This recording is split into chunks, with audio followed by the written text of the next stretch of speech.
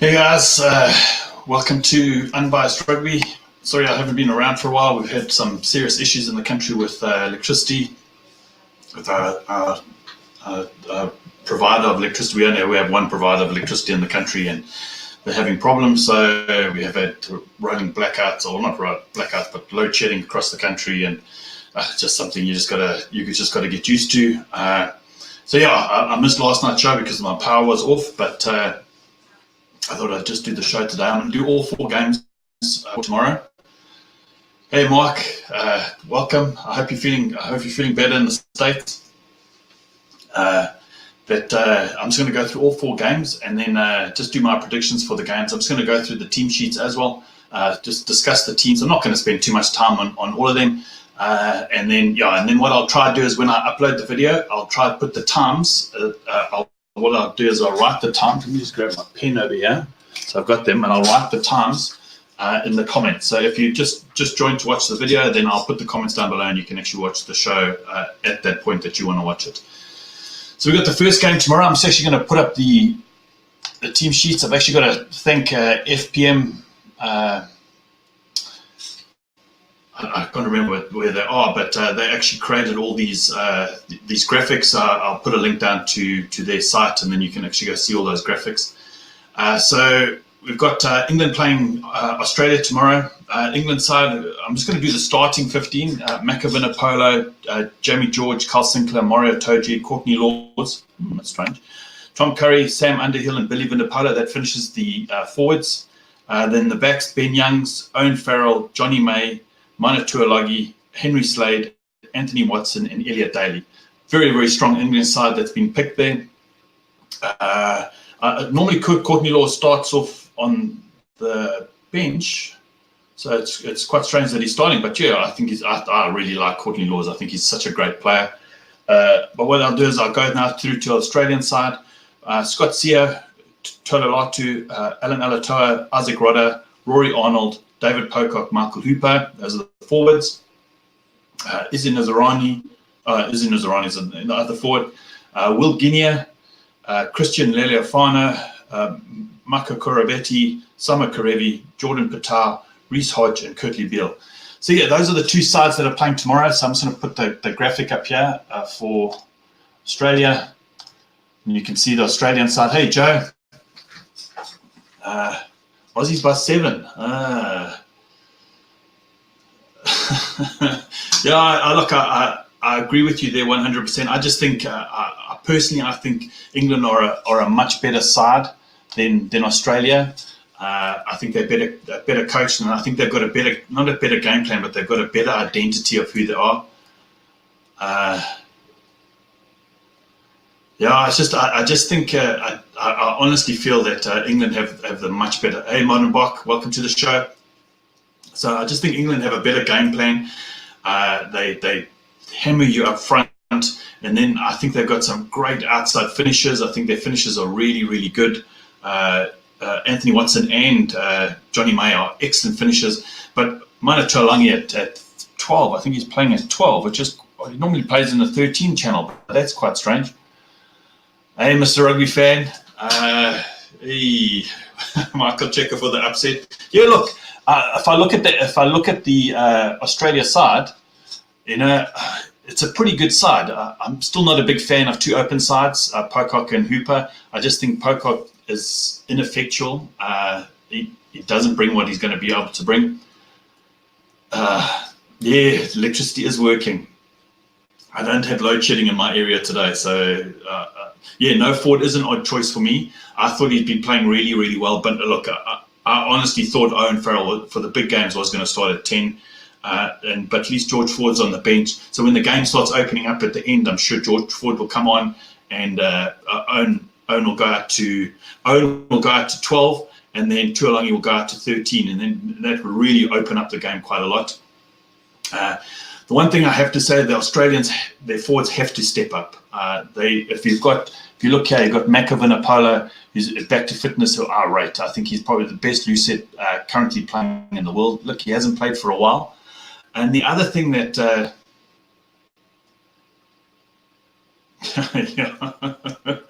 other thing that I like about England, with Curry and Underhill, normally I'm not a big fan of two open side type players, but I really like Curry and Underhill. They seem to be working a little bit better together, whereas I think Hooper and Pocock almost go against each other, and that just seems kind of strange. The one weakness that I see in the England side is Youngs. I have not been impressed with the way that he plays. I just don't think they have a decent 9 to replace him. If I look at the depth South Africa has at 9, Faf and Kobus Reinach playing, and Herschel Yankees coming through. I just think there's a lot. Look at New Zealand. There's just so much depth at 9, and I just think Youngs is just the one player that's a little bit iffy for me. I don't know what you guys think. Then if I look at the Australia side, I'm liking the fact that Guinea is starting, even though I've enjoyed the way that White plays. But I just think they haven't settled on a decent 10. I like Beal really like Beal at 15. I think that he's their major playmaker, and he has to be on form tomorrow. He really has to step up. But I think in my predictions, I put England to win. I think it's going to be a close game. Let me just open my Super Brew while I'm here, and then I'll have the exact scores. I want to actually put down what I actually wrote in my Super Brew, because that would be lying if I don't. Let me put you. I've put you England by 9. So that's what I predicted for. I just don't know, Monenbach. That 9-10 combination, it's just not settled for Australia. I'm just trying to think how many different times Beal played, not Curtly Beal, what's the other 10's name, man? He's not playing at all. Obviously got White and then Bernard Foley. Hey Marty, welcome to the show. Hey, good for the game. Welcome to the show. I'm gonna have to get you on the show sometime. Good for the game. So I think maybe next week, if you're available, it'd be really nice to have you on the show. I don't know if you guys know, Good for the Game's also got another show, more betting and stuff like that. So, and he has a really good show on Monday nights. But I'll try to get him on next week, and you'll really enjoy the banter. Really from a nice, different kind of side. But yeah, I've put England to win by 9. I think it's going to be a fairly hard game, but I think it's still going to be a comfortable win for England. Australia, for them to win, Karevi has to step up, Beal has to step up. I haven't seen Hodge play for a while, but their tight 5 is going to have to step up, because with Maku, Carl Sinclair, Jamie George, Mario Toja, and Courtney Laws, these are real world-class kind of tight 5, and I just see that forward dominance from England just being way too strong. So yeah, guys, that's my prediction for England versus Australia. I've got England to win by 9 points. I'm just going to put the times on here so I can record this for later. 8:11. Now we come to the next game of the weekend. We have New Zealand versus Ireland. Tough game. It's going to be a tough one. I'm just going to go through the two teams. So for the New Zealand side, we've got Joe Moody, Cody Taylor, Nepolo Lala, Brody Retallick, Sam Whitelock, Artie Sevilla, Sam Kane, Kieran Reid.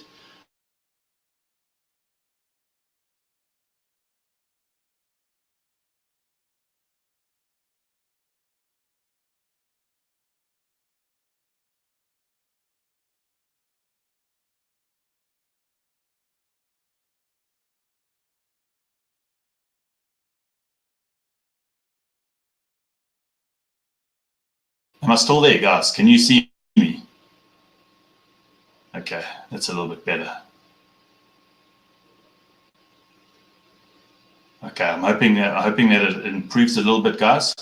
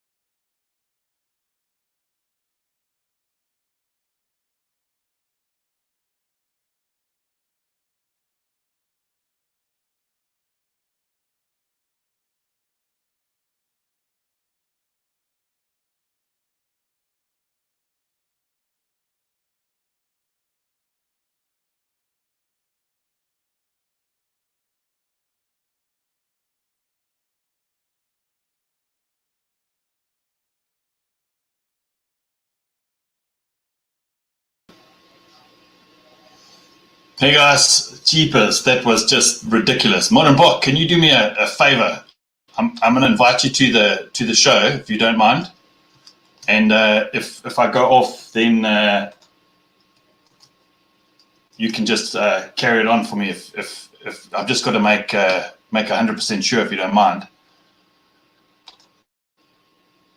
Terribly sorry about that, guys. I've sent you the invite, Modern Bok. So yeah, guys, sorry about that. Oh, it's ridiculous, man. Flipping hell. I'm getting a little bit angry. It's happened to me a couple of times today, and I'm just freaking out. If it's not electricity, then it's if it's not electricity, then it's something else. Let me just add Modern Bok. Hey, Modern Bok. How are you doing? Okay, and yourself? Because I got to make a plan. I think going forward we're going to have 2 people on the show in South Africa. There we go. Hey all, how are you guys doing? Thank you for having me on. I appreciate it. Yeah, so obviously we're at the New Zealand Ireland game. What do you think of? Obviously, what do you think of New Zealand, the New Zealand Ireland game? Obviously, I'm just going to put the teams up quickly. It's going to be a cracker. The biggest thing here, I've got a feeling Ireland have almost taken this now as their World Cup final. They've got to prove that Japan game was just a fluke. So they're going to take this head on. On the other hand, New Zealand team, yes, might be a little shaky, but you can never discount it. The biggest thing is that New Zealand have almost found an answer to the South African attack, in my opinion, with Richie's pinpoint kicks. And Ireland have a very similar defensive style to South Africa. So I think that's probably their biggest concern. Yeah, I agree. I've gone through. I'm just going to go through the teams quickly. I think I've already read through the New Zealand side. I'm just going to read through the Ireland side. So obviously got Keane Healy, Rory Best as captain, Tadhg Furlong, Ian Henderson, James Ryan, Peter O'Mahony, and Josh van der Vliet and CJ Stander as the forwards. Conor Murray, Johnny Sexton, Jacob Stockdale, Robbie Henshaw, Gary Ringrose, Keith Earls, and Rob Carney. I always pronounce that a little bit wrong. Me too. So I look at this game and look, you're absolutely correct. I think New Zealand have got an answer for the rush defence. I think their 10-15 pivot just gives them so many options. I think they're absolutely deadly. The one thing I'm liking the most is I'm liking Anton Leonard-Brown at 12.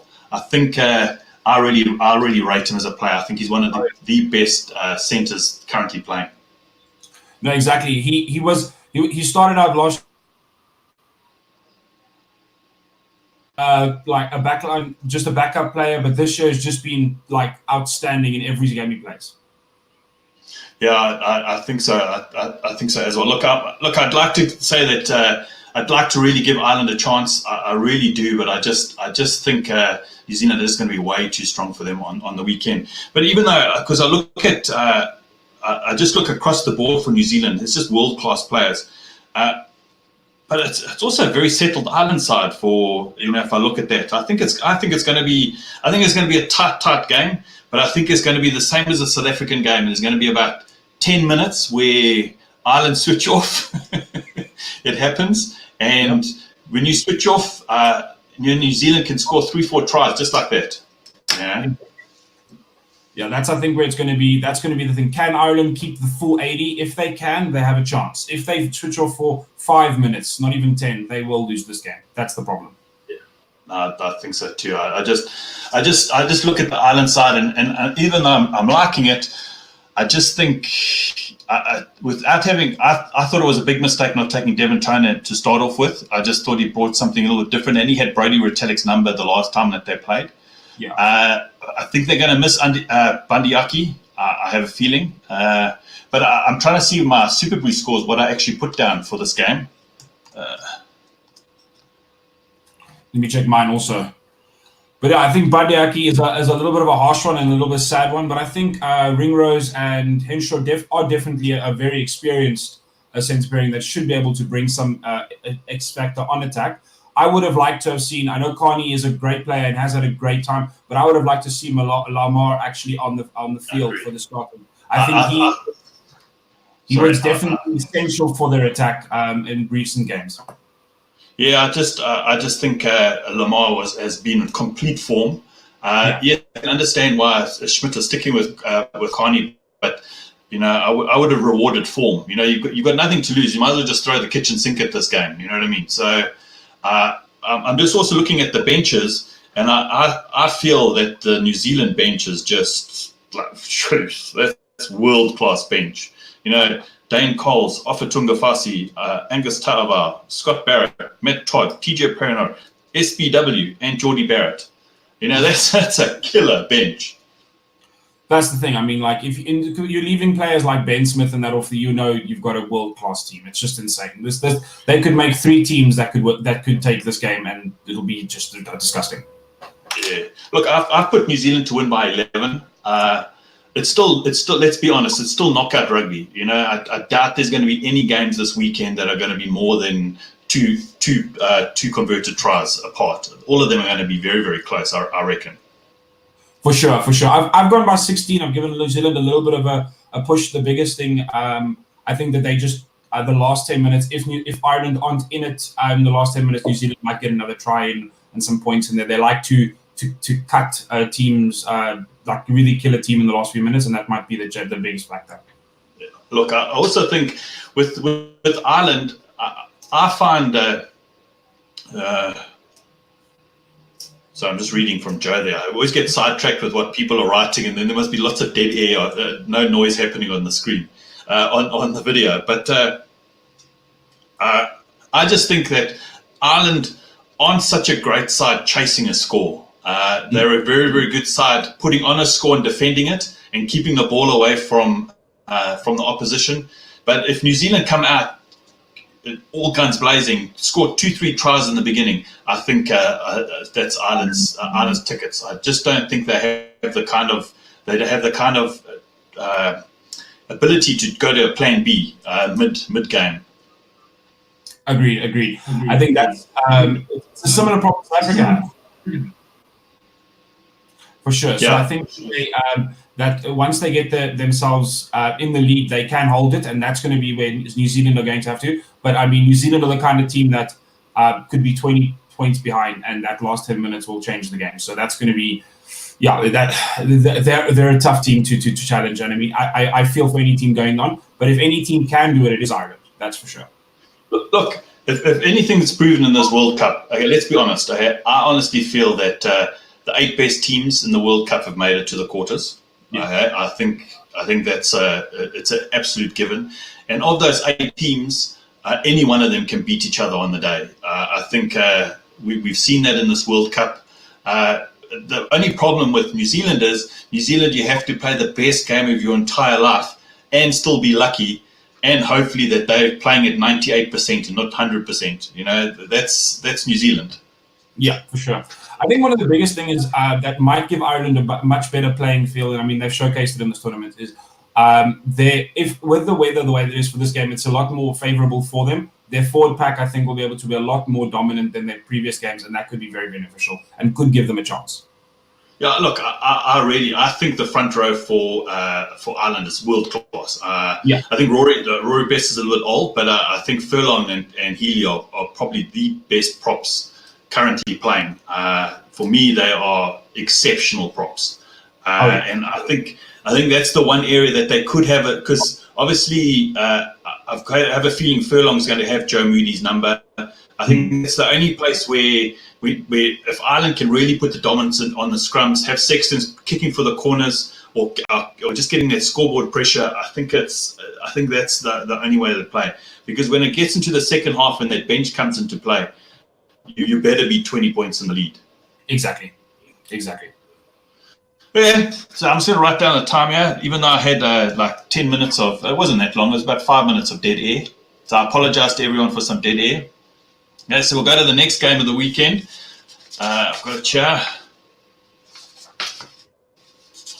We got Wales versus France. So I'm just going to go down to that part there. There we go. There's the Wales side.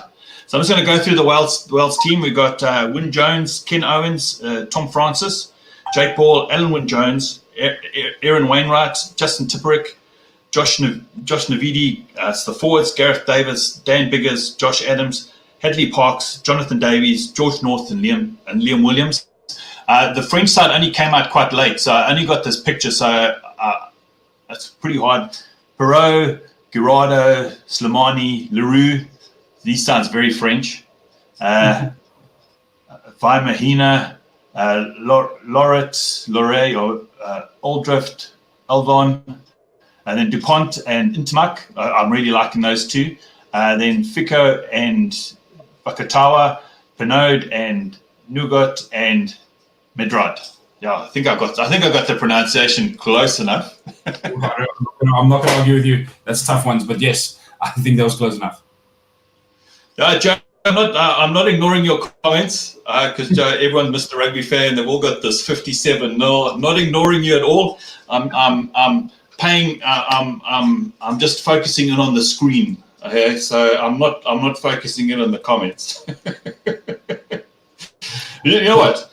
When we lost 57-0, I've got to say this. When we lost just before we won the 2007 World Cup, and I think it was in 2005 or 2006. We lost to Australia 47-0 or something. And I remember saying in one of the 10-14 comments, one of the 10-14 lists, that exactly at the same time frame, South Africa lost 47-0 and then won the World Cup. So I'm thinking maybe 57-0 was a good omen. It was a good thing to happen. Yeah. It's positive spin anyway. So what do you think of this game? I think this is a big one. Obviously, I think the Welsh fans are very happy to see Bigger back. Obviously, we're worried about from the Fiji game that he wasn't playing the last one. So it's good to see him back. He's essential for this team. Overall, this is pretty much, in my opinion, they're trying to. This is some of the players played last time when they played in 2011 against France. So it's some of that just mindset, and that will hopefully come in here and a revenge kind of style, similar to the South Africa-Japan game. But overall, this is a world-class team. Their attack is bar none, especially off set pieces. So that's where I think they're going to be focusing. And considering on the French side that there has been a little bit of back and forth in the camp, I don't think things are as comfortable as they could be between the player culture there. I think there could be bad. Although, to be fair, with Gerardo back, at least it seems to have been quelled a little bit. But I think a big player for the French side is DuPont. He just is. He really does govern that team and has made a lot of holes for the French when they need them. With Vakatawa and Ficao just being very, very, very good, especially in that Argentina game. And I think the Welsh just need to watch out for them. I like looking at the Wales side. I'm really liking Intermac. I think he's really stepping into that role. For a young player to step up that quickly, I think that's brilliant. I like Pinard, the number 14. I think I really like him as a 14. The other guy, Nugget or whatever, he drives me absolutely bonkers because sometimes he has an absolutely wonderful game and then the next moment he passes forward, but falling backwards, and he just does the strangest things. And he's one of those players. He makes Willie Leroux look calm. So Willie Leroux can either have a good day or a bad day, and he makes Willie Leroux look like just an average, normal kind of player. So yeah, he's just one of those kind of players that it just drives me absolutely crazy. But look, I think Wales aren't known to have a really big scrumming side. I think the French, that's the one place where the French maybe could have a bit of an upper hand. So I think they're going to start playing a little bit forward game. But it's the French side. You just never know. Let's be honest. Exactly. It's France. You never know. Exactly. I mean, with all of this happening in the camp and that, it now makes it even more up in the air. So they could come with one of the best games ever. They could play 40 minutes outstandingly and then the other 40 minutes poorly. The French side is so unpredictable. And I think Wales just need to make sure that they can handle it when the French do come out at them, and they'll be fine. But that's going to be, it's just going to be essential to kind of like see how the French are, what kind of team is around on the day. Joe's just put in the comments, it says, what's the French winger that plays for Toulouse? He'd be great. Oh, yeah, he plays for South Africa. The only X-Factor player in the whole of Toulouse. So, but Joe, look, I still think I put you on my Super Brew. I've said Wales. Put it here, Wales, France. I put Wales to win by 5. I think it's going to be a super tight game.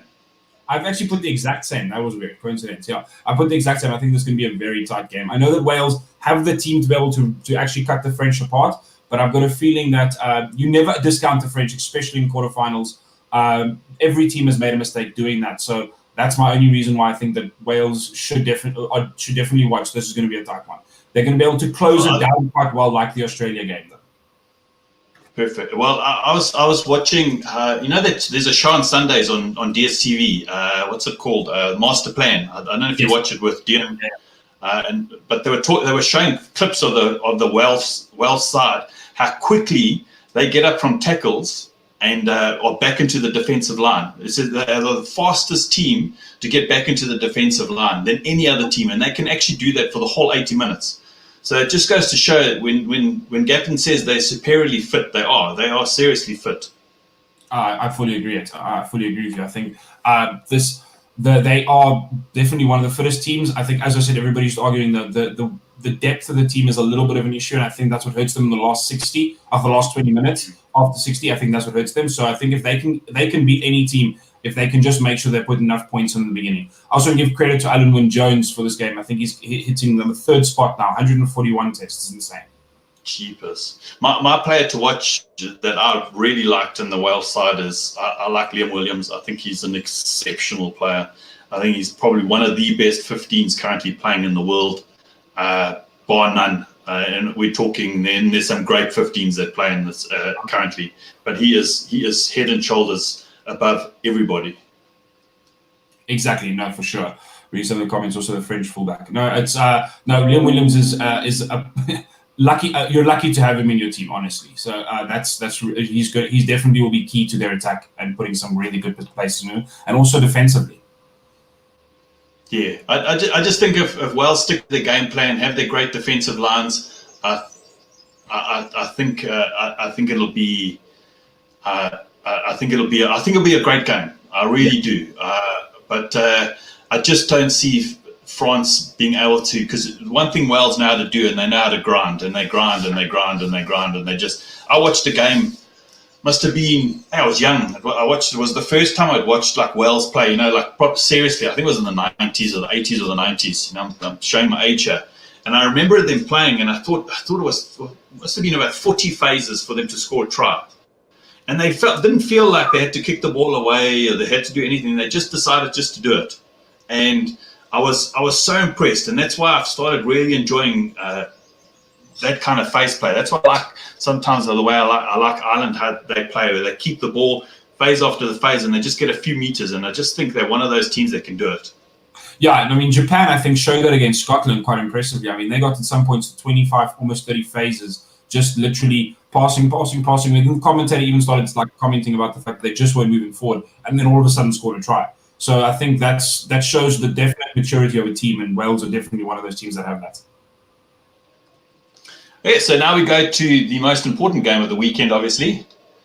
Obviously, I'll put the Japan first because obviously they did win their pool. So we've got, okay, if I butcher these names, guys, please forgive me. You know, I battle with Pacific Island games. You know, I've been lambasted for calling some people who are Irish by their wrong pronunciation. So, you know, but I speak Afrikaans and English. I speak a completely different language. So please forgive me. So we got Keta Imagagi, Shota Hori, Giwan Koo, Luke Thompson, James Moore, Michael Leach, Peter Labuskachny. Was it Peter Labuskachny? No. Kuzaki Hinaro, Yutaka Nagare, Ya Tomorrow, Kengi Fukuka, Reuter Nakamura, Timothy Lafela, Katora Matishima, and Rai Yamanaka. Okay, that I butchered. Even I know I butchered those. I butchered those names badly. I'm sure you got Lapis Labuskachny right, at least, so that's fine. No, it says Peter. Yeah, that's his real name, yeah. Okay. And I'm just going to go through the South African side as well quickly. So we've got Tenda Mtawarira, Bongi Mbanambi, Frans Malherbe, Eben Etzebeth, Lotte Jager, Sia Kolisi, Peter Steph de Toy, Dwayne Vermeulen, Faf de Klerk, Andre Pollard, Makazola Mpimpi, Damien de Allende, Lukanya Arm, Cheslin Colby, and Willie Leroux. Okay, let's be honest. I Hey, Ultimate Sharpshooter, welcome to the show. Hey. I just don't see Japan winning this game, and I'm not trying to be unbiased or anything like that. But maybe I am. Look, I'm wearing a South African shirt. Maybe I'm a little bit biased. I just don't think I don't see Japan. If they win this game, it'll be great for World Rugby, but I just don't see it happening. I really don't. Exactly. I think this is the kind of game where I think Japan definitely. It's not like they can't, but I think they can definitely do it, and it'll be great for World Rugby if they do. I just feel South Africa is going for a very similar style to they did against Italy, which is just forward dominance and weigh the forward pack of the other team until they come out of their strategy, and then from there start attacking, which worked exceptionally well for them against Italy, and also is a very similar strategy South Africa played when they played them before the World Cup. So I think that's where I think if Japan can overcome that, then they have a really strong chance, but I'm not sure if they can. There's noise somewhere. Some noise just... Hello? I'm good. Can you hear me? Sorry, it's just some noise appeared here. Maybe it's on my side again. So yeah, look, I just think I think it's if South Africa play in Japan's hands and play open rugby, it's going to be the death knell of South Africa. I'm going to be completely honest, but I don't see South Africa doing that. I see them keeping the ball, kicking for territory. I really don't see them straying too far from that. I have a feeling there's going to be a few drop goals from Pollard.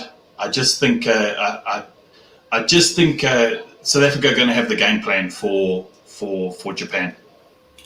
Yeah, for sure. I think the biggest thing where Japan might have, if they can get it right, is what they did to Scotland, which effectively suffocated without the ball for about 30 minutes of the first half of that game. And South Africa will get a little bit frustrated by that, but overall, I don't think it's going to bother them too much. We've had a lot of games now where we are strong in defense and outstanding in defense. So as long as South Africa keep their head and then just let that happen and try and get the ball back, with the quality of ball stealers we have, we should be able to keep the ball in our but anyway. So I think that's the only thing that Japan might do is just keep the ball away from South Africa and cause that rush defense to have to run quite a bit.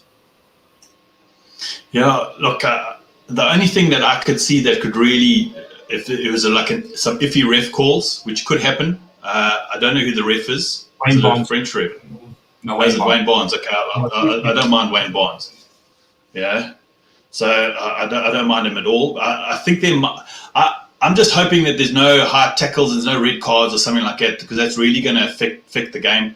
But I'm gonna let's talk a bit more specifically about the South African side. I think the benches, that's a seriously world-class bench that's coming on. You imagine you got Mataurira, Mbonambi and Malherbe as you're playing against, and then at the 50th minute you got Marks, Kitsoff and Koch coming onto the field. Come on, that's two world-class front rows. Exactly. I think that's going to mean that those last 30 minutes are going to be harsh for the Japanese scrum. They've already pretty much played every game, almost all 80. They were already tiring in the Scotland game, and this is a much, much stronger scrum. So you could see that they were starting to just effectively get the ball out as quick as possible. If South Africa can just have them a second or two keep that ball in, they're going to get a couple of penalties, especially in the last 30 in this game. That is a quality front row.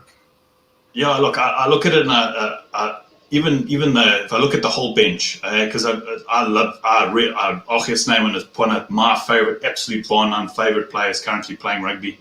I think the guy's an absolute beast and a great rugby player to boot. And I see Rassie saying to Eben, listen, boy, next 40, 50 minutes just go absolutely mental and charge everyone, just go for it.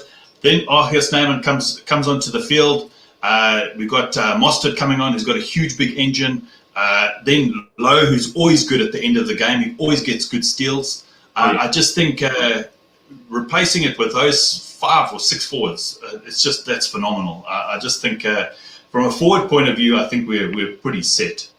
Exactly. I mean, I actually read an interesting stat today. According to the site I read, You're talking about cards and that. The front 8 of South Africa have actually never gotten any cards in international game. That's saying something for never in a World Cup game. So this is really quite strong, and I think there's a lot of quality from this side. Overall, the biggest thing is what I'm concerned about is the Japanese style at the moment is really doing well for them. Is the fact that if teams are tackling lower and lower to avoid any kind of cards, where would they be caught would actually be caught without with a card because of it? Because obviously South Africa's going to try and tackle high, stop that pop-off game, which they do so damn well. Yeah, I think what's going to have to happen is obviously you got a guy that comes in really low, and then a guy that envelops the ball. You never. So the second guy's never leading with the shoulder. It's always it's a very soft kind of tackle, and I think that's the only way that you can actually. But the problem is there's two players that have to go in for the tackle, but it's the only way to avoid those real harsh Lavanini moments, So because let's be honest, Eben Etzebeth could probably knock over most people, but he's just got to be. The guy's just short of 2 meters, I think. So it's pretty easy for him to knock someone head off, and. So yeah, look, I put in my Super Brew here. Look, I think that Japan they've got every opportunity to win. They're going to have probably going to have 70, 80 million people watching it countrywide. I think that's phenomenal. That the stadium's going to be absolutely packed. I just think it's going to be an absolutely wonderful moment for the Japanese rugby team. But I think the World Cup will come to an end. Yeah, I don't want South Africa to be the enemy here, but unfortunately, as Rassie said in the week, they love Japan, and I think this is probably one of my favorite teams to watch in this tournament so far. Just to showcase the quality of tries. I mean, World Rugby's try award for the last week was just all Japanese tries from that Scotland game, which just showcases how much fun they are to watch. But unfortunately, I think South Africa have got it here. I do agree with some of the comments that we just need. I'm not saying Faf needs to kick less.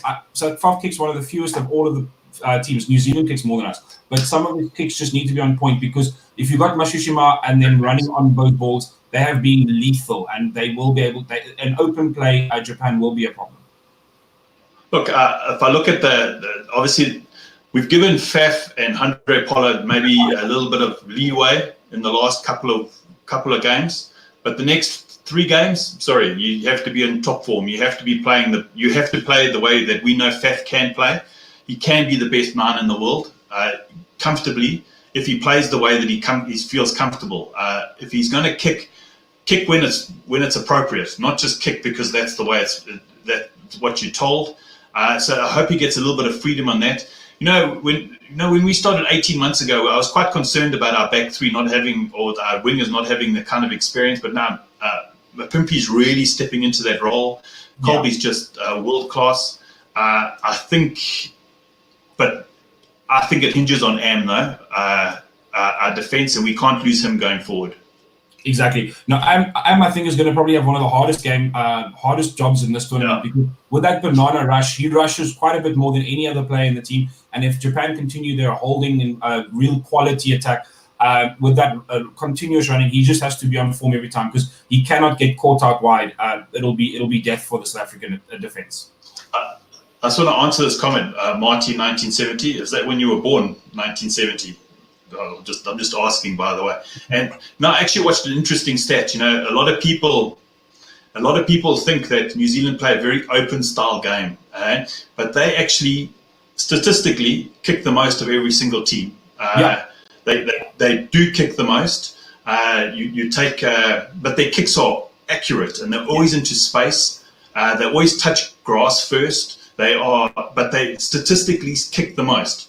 And everyone thinks, you speak to a New Zealander and they go, oh, South Africa, they just kick, they kick for the corners, they do this. But actually we kick a hell of a lot less than New Zealand. But you don't see it because their kicks are perfect. It's the crossfield kick for a catch. It's hitting grass. So it's the kind of kicks that you don't notice happening. It's just part of their DNA.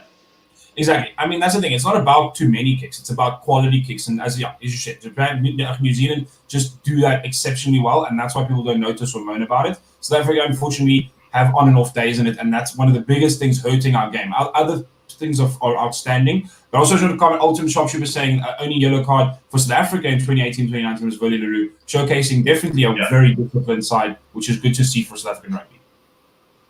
And it's quite strange, because we're known to be like these bruising forward players, and statistically we actually don't have that many yellow cards or red cards or penalties against us. It's actually we're quite a disciplined side, so I think we're doing something right. Exactly. But so I've put South Africa to win. I think I did say it by 11. I said 10. I've said South Africa by 18. I think the last 10 minutes are just going to be too much for Japan. That's where I think. But to be fair, I've been wrong before. Oh, yeah, jeez. Okay, so let's get rid of the screen. Let's do the real big questions. So, what are you looking forward to the most out of what game are you looking forward to the most? That's my first question. Second question, who do you think is going to be the player of the weekend? 3, do you think there's going to be a referee that's going to affect the outcome of a game? That's a big one. And do you think there'll be an upset? Okay, so I'll start. Probably the game. I'm going to just cut out the South Africa-Japan game as being my game of the weekend. That's obvious. My next up, Ireland-New Zealand, is going to be a cracker. That's going to be a world collides game that you cannot miss. So that's going to be my game of the weekend. I'm almost certain of it. It's going to be beautiful to watch. And I think it's going to be edge of your seat stuff. Next up, I think player of the weekend is a tough one. The easy answer is probably just having Colby. But I've got a feeling we're probably going to have Richie Mwanga actually probably take player of the weekend. He's just, with the style of Ireland, I've just got a feeling he's going to be probably pivotal in that game. And it's just been better and better in this tournament. I cannot remember your other questions now. Do you think the ref's going to have an outcome on one of the games? I'm almost certain Jerome Garcia is going to have an outcome on the England-Australia game. He does every time, so that's an easy pick. I'm almost certain there will be either English or Australian fans saying he was the problem on Monday. I'm sure of it. And then the last one, which if of any of the games, which one do you think could be a potential upset?